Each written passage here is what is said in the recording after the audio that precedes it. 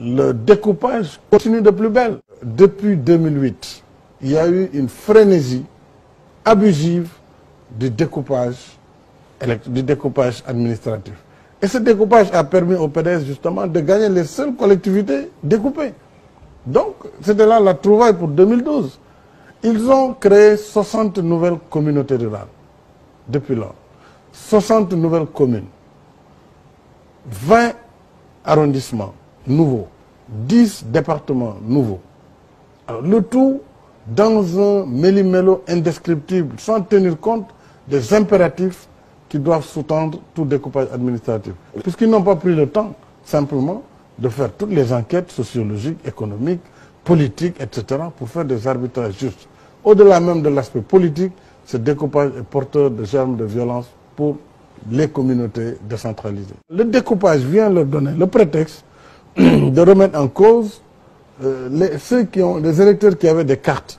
Puisque dès lors que vous êtes dans une collectivité découpée, excusez-moi du terme, vous devez changer de carte d'électeur, puisque vous n'êtes plus dans la même circonscription administrative.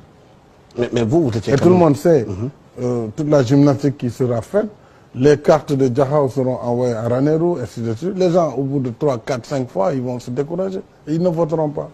Le fichier, c'est le registre où on consigne les électeurs. Ce registre, après, il fait l'objet d'un traitement pour dessiner une carte électorale, c'est-à-dire pour redistribuer ces électeurs dans l'espace national, territorialement. Ce travail est un travail essentiel et il doit être transparent. Pour cela, il faut d'abord que le territoire soit stable. Parce qu'on doit étaler la carte sur le territoire. Mais la carte elle-même, elle est mobile. Elle est à géométrie variable. Chaque jour, jusqu'à la veille des dépôts, on peut modifier. C'est ce qui est arrivé en 2009. Il y a eu des localités où personne ne connaissait même pas les limites, mais des communautés rurales. Tout le monde a vu et a vécu les blocages systématiques qui ont été opérés dans la délivrance des cartes nationales d'identité.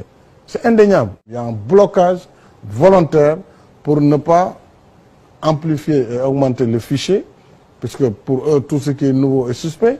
C'est toute cette jeunesse qui dit partout, il y en a marre. Donc, il faut éliminer ces nouveaux inscrits.